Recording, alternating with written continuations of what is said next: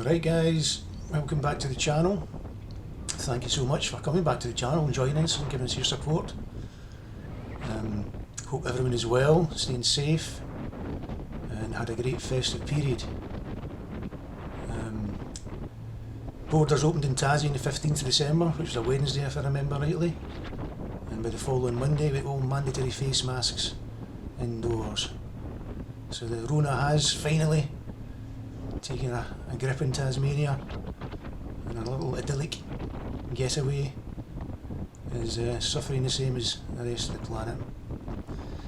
Today we're still travelling down to Derwent on our Pennycott Wilderness journey, and we hope you can just hang around and join us and see a bit more of this beautiful state.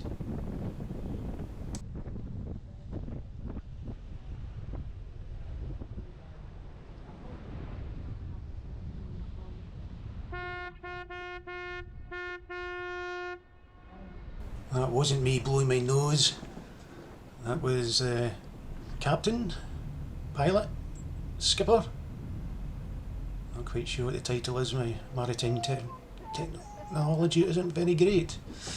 It's Rob Pennycott, who owns Pennycott Wilderness Journeys. He was taking the helm today, and he wasn't just trying to annoy these people up here in the house in the hill. That's his parents' house, and it was his father's birthday on this particular day. So we stopped to give him a wave, say happy birthday, and I think I cut the camera because I thought we were going to be singing happy birthday. So I decided to stop it, not embarrass myself anymore. So that done, we head across the Derwent estuary. I thought I'd try and do this voiceover bit today because the last couple of videos have all been aquatic of nature, and today's was probably the noisiest with the wind, and this boat has 4 V8 engines at the back of it, so you really couldn't hear anything. And once it starts to get a bit choppier later on as well, and you're just slapping the boat against the water. So I thought I'd give this a wee go, just something different. You can let us know in the comments if you prefer just have the music on rather than me droning away in the background. So our next port of call, not a port of call, but we're heading towards Ironport Lighthouse, which is the oldest lighthouse in Tasmania and second oldest in Australia, and it is the oldest original tower in Australia, if that makes sense. There's some little factoids about it. It was the first lighthouse to utilise a locally made optic, and was the first Australian lighthouse to use solar power as well.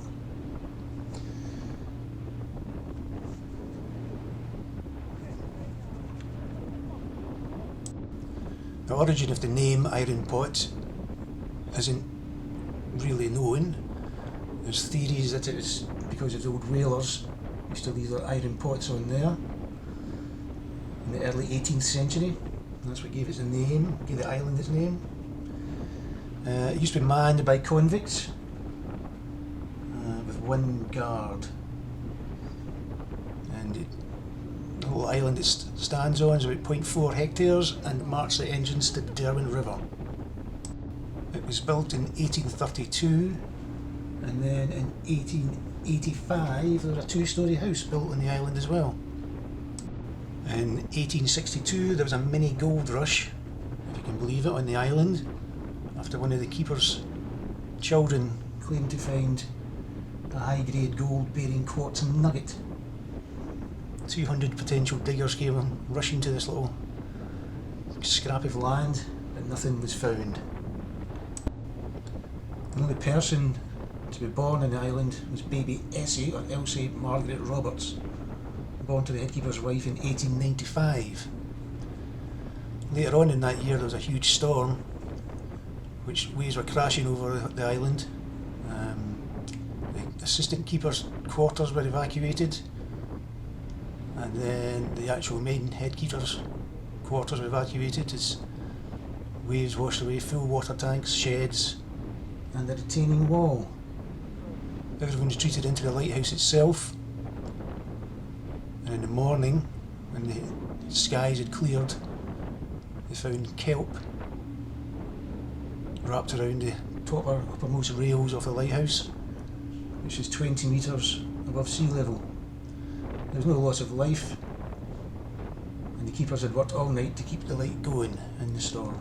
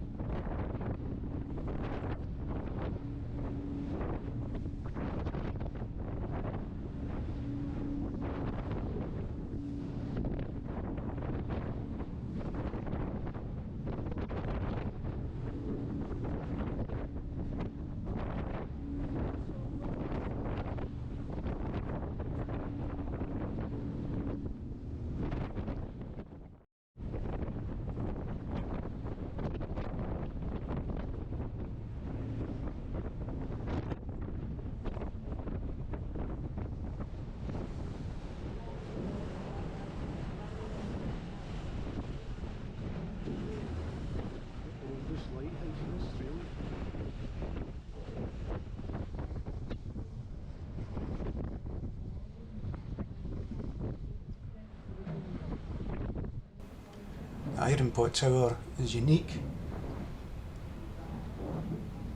for its obloid shape or square shape, and it has a blackwood staircase.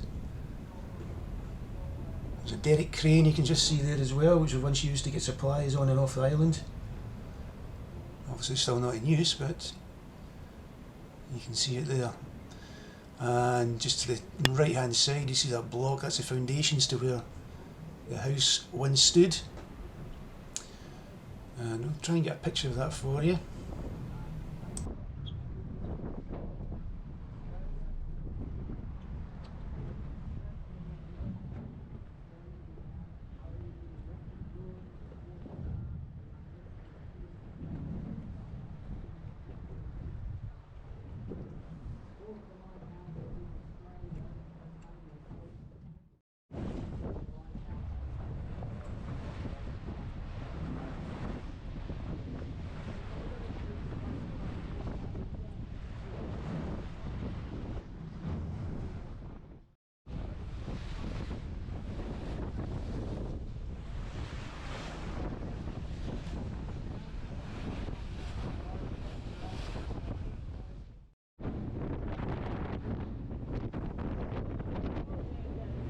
So we'll leave the Ironport Lighthouse in our wake, and we're heading across now to the peninsulas.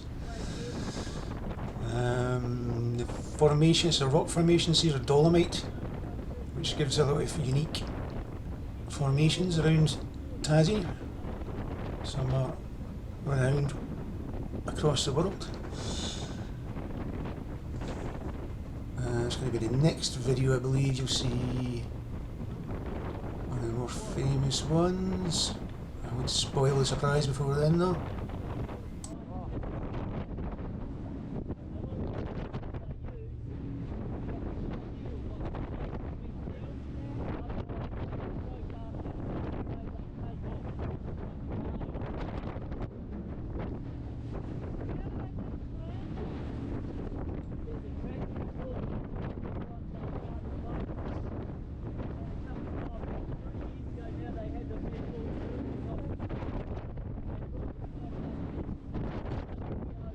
Yeah, the water's starting to get a bit choppy here.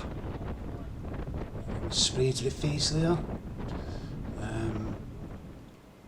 I think it's worse further on as well, another episode you'll see, another video I should say. This cliff face coming up, I think it's here. I seem to remember the guy talking about,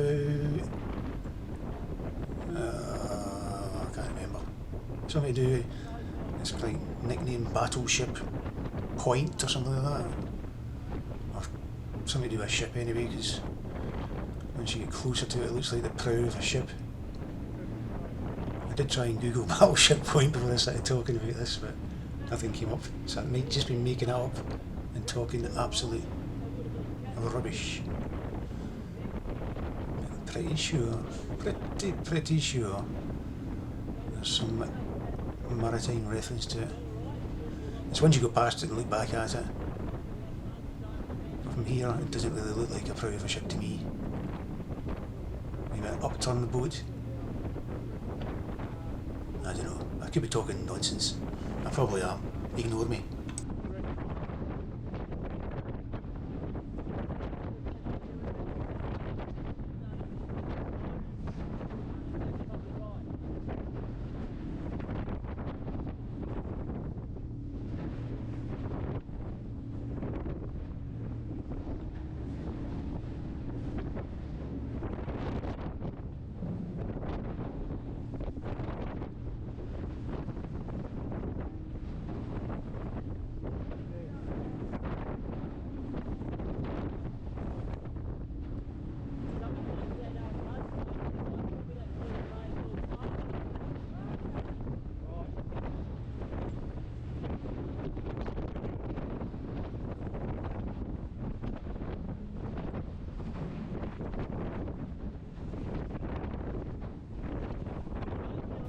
Okay, I was clearly wrong. I watched it back. I think it's that next one. That looks a bit more like a boat, doesn't it? The one just ahead. This is Dolomite Rock Chat going on here. But as you say, the wind and the waves. Was that it? Looks like Jabba the Hutt. See an eye and a big face. I don't know. Anyway, so yes, it's an all day thing. It's from 8 in the morning, we didn't get back to Hobart, the wharf, till 5 PM I think it was. So it's a full day out, seen some fantastic sights, the weather was fantastic as well, you can see there. A bit crisp in the morning, but yeah, heated up. Yeah, well worth the trip. We were only the second group to do this. It's a new tour from Pennycote Wilderness Journeys, and we had the honour obviously of Rob himself, the big man, the big cheese, taking the helm. Obviously wanted to make sure it was going right. Very informative, a good guy, lots of stories, lots of chat as you'd expect. And he does a lot of stuff for charities and environmental things around the state. They've got tours right across. I think they've got the ones over in Strawn as well. The Gordon River cruise, which we did a couple of years ago. Beautiful, absolutely, it's a World Heritage site. Absolutely stunning views there. We'll have to go back and film them all for you now. Do have photos of them, but didn't do much filming because this wasn't even thought about at that point in time. Alright, we're going to end it pretty soon. But I'd just like to thank you all again for joining us, for all your support. We really do appreciate it. If you can just keep pressing the like button, watching, maybe telling folks, subscribe, that'd be great. It really helps the channel. So until next week, take care everyone, look after yourselves, and catch you later.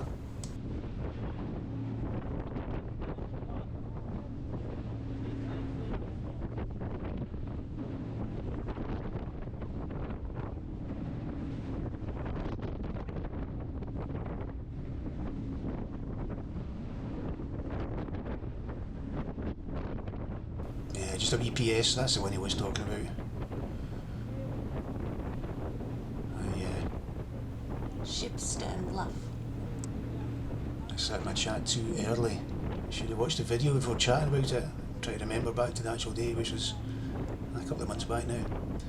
Alright, I shall go again and leave you in peace.